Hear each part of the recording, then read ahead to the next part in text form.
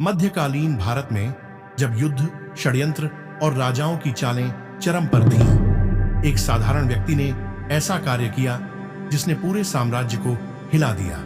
उसका नाम अर्जुन दास था, एक मामूली गांव का गरीब किसान। लेकिन जब उसकी किस्मत ने करवट ली तो वह इतिहास के पन्नों में एक रहस्यमयी योद्धा के रूप में अमर हो गया।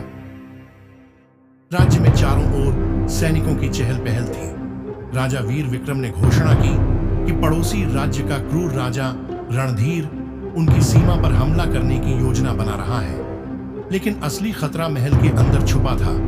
राजा के मंत्रियों में कोई गद्दार था जो दुश्मन को गुप्त सूचनाएं भेज रहा था।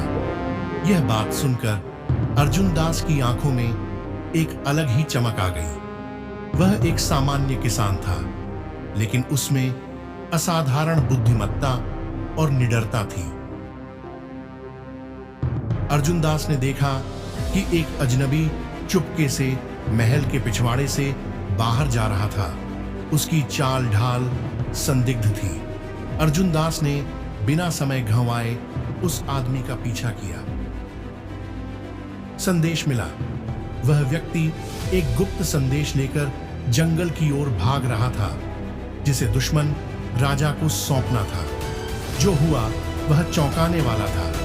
अर्जुन दास ने अकेले ही उस गद्दार को पकड़ लिया और उसका असली चेहरा राजा के सामने उजागर कर दिया। लेकिन कहानी यहीं खत्म नहीं होती।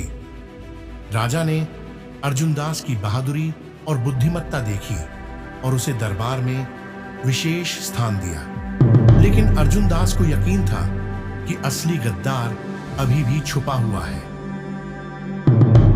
एक रात राजा पर अचानक हमला हुआ। सैनिक और दरबारी सब सदमे में थे।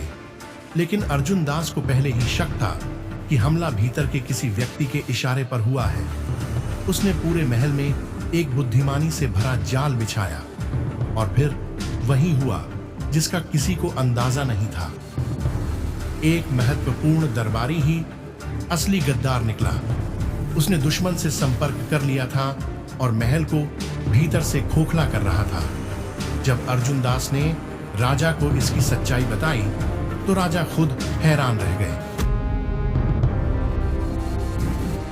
राजा ने अर्जुन दास को सेनापति बना दिया और इस साधारण किसान ने अपनी सूझबूझ और वीरता से राज्य को विनाश से बचा लिया। अंततः अर्जुन दास की गाथा एक अमर गाथा बन गई।